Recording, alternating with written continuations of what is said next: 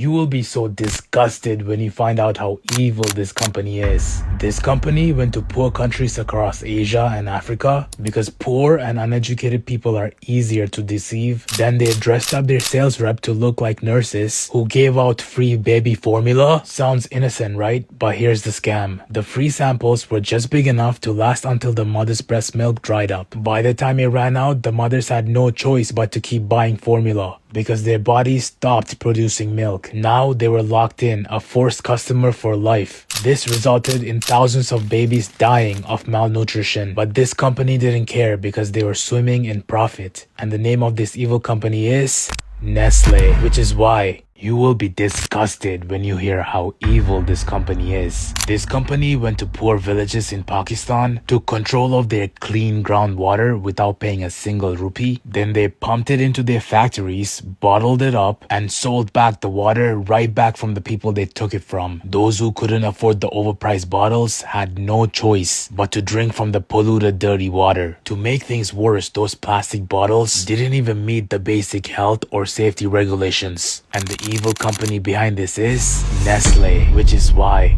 this business is so evil. From the outside, brands like Nestle, Mars, and Hershey's looks innocent. But behind all the smiles, there's child slavery. Most of the world's cocoa comes from West Africa. Kids as young as 10 are forced to work in harsh conditions, carrying heavy loads, working 12-hour shifts 7 days a week, all so you can have your favorite chocolate. That's why you will be absolutely disgusted when you find out how evil this company is. This oil company went to Nigeria and destroyed their land. They contaminated the water with cancer-causing chemicals. They killed off all the fish and the farmland. And when the locals started to protest against them, the company allegedly went to the government and said, if you still want our money, you better handle those protesters. And just like that, the government sent the Nigerian military after those protesters. So basically, this multinational corporation had the Nigerian military at its disposal. What followed was pure violence. Gunshots went off, grenades were thrown, and houses were burned. 80 people were killed and nearly 600 houses were burned. And the name of this evil company is Shell, which is why